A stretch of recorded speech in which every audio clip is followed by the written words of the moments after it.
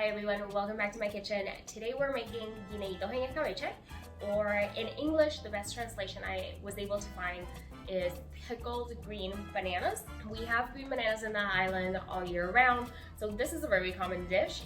We make it a lot in the Christmas holiday time, but really you find it all year round. As you can tell by the ingredients I have here, they're very common, so you really don't have to go out of your way to make this dish. Of course, green bananas. I'm in Chicago. I had to go all the way to the Puerto Rican store to find these. I went to my local grocery stores and they didn't have any green bananas.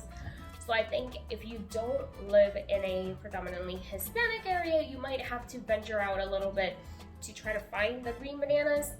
They have to be green bananas, not plantains, green bananas. Everything else is really straightforward stuff that you probably already have in your pantry. So white vinegar, olives. These are pitted salad olives. They come with the red peppers in them. We have whole peppercorns, bay leaves, adobo goya. If you don't have adobo, just use salt and olive oil. Oh, and then onions and garlic. Some people like to add shrimp to their guineitos en escabeche. Other people like to add mollejita, or I think those are the gizzards, and it tastes really good with those. But I've actually never made this, so I thought, let me make it the traditional, simple way the first time, and if it turns out good, then I'll make it with shrimp, and then I'll try it with the mollejitas, and we'll just see how it goes. So I already have water in this pot. I'm waiting for it to boil. It's salted water, so just making sure that our bananas are seasoning as they're boiling. And we're going to boil the bananas, but we're not going to peel them before we boil them. So the bananas are actually going in the pot of water with the peels on. I'm actually not entirely sure why. I think they get really soft and they tend to break. So we definitely don't want them breaking. And also they turn brown, and we don't want them to turn brown. So what we have to do is cut the ends, and then we're just gonna toss them like this in the boiling water. I should mention, I don't know if you can see it, but there's liquid coming out of the bananas. That stains. So you have to be really careful. Don't touch your clothes. If you can wear an apron, wear one. I don't have an apron. I asked for one for Christmas. Let's see if I get one. I had to cover my pot. The water was taking too long to boil, but I think it's ready for the guineitos. I almost forgot, right before you add the green bananas to the boiling water, add a little bit of milk to the water. About maybe a tablespoon or two.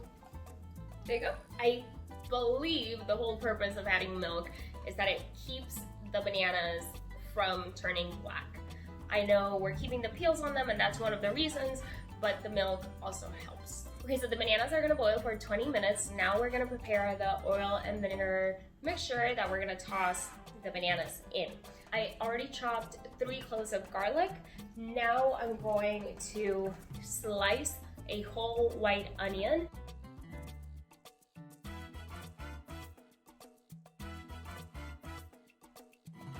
Now that our onions are sliced and our garlic is chopped, we can go ahead and just put everything in this pan. We're gonna toss everything together, nothing needs to cook ahead.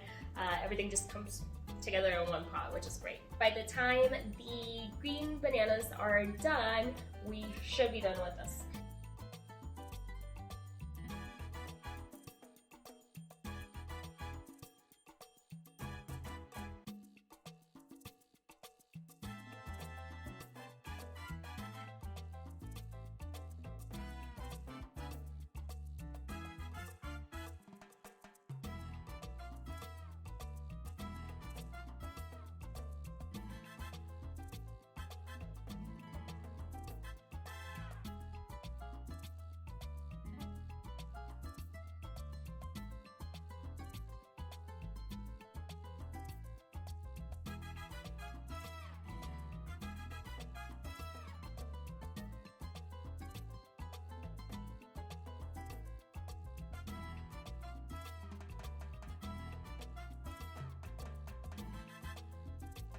Well, our bananas are done. They took about 20 minutes in the boiling water.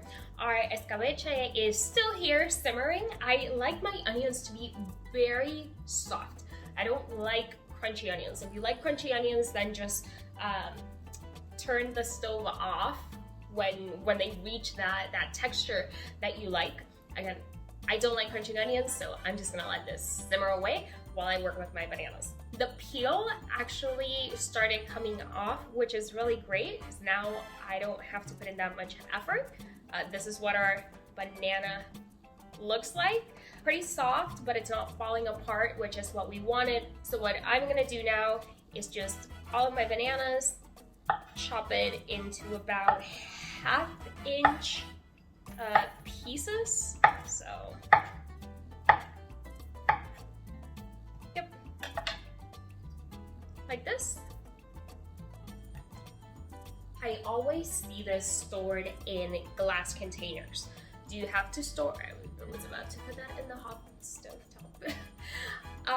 Do you have to put it in a glass container? I honestly don't know. Again, I always see it in a glass container, so it makes me think that you have to. For good measure, I'm gonna do it. So I'm gonna do the same thing with all the bananas, peel them, chop them, put them on our dish.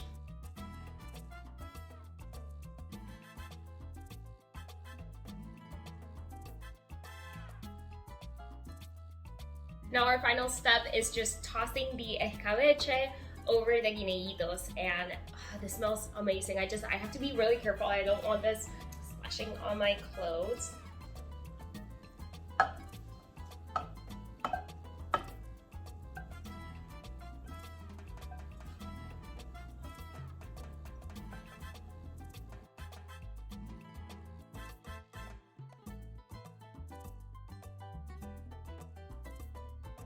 Well, this has to completely cool before we can eat it, so I'm just gonna leave it here for a couple of hours and I'll check back in when I'm ready to try it. But so far it looks really good and it smells really good, so I think I did a good job. It's been 2 hours. Our guineitos are cold. My apartment is an icebox. I turned off all the heaters so that this would release all the heat and I could go ahead and try it. So here they are, it's ready.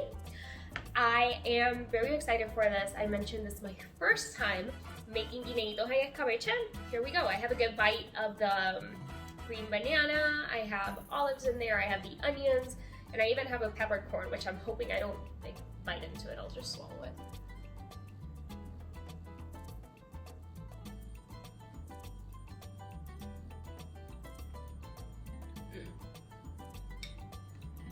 It's really good. I'm really impressed that they came out so well for being my first time making them. If you try them at home, let me know. If you change anything, let me know. If you do make them with like shrimp or gizzards, want to know how you do that? I'm definitely making them with shrimp and gizzards at some point next year. I really hope you try this recipe. If you aren't subscribed to my channel, please subscribe. If you like my videos, thumbs up, share them, and I'll see you next week.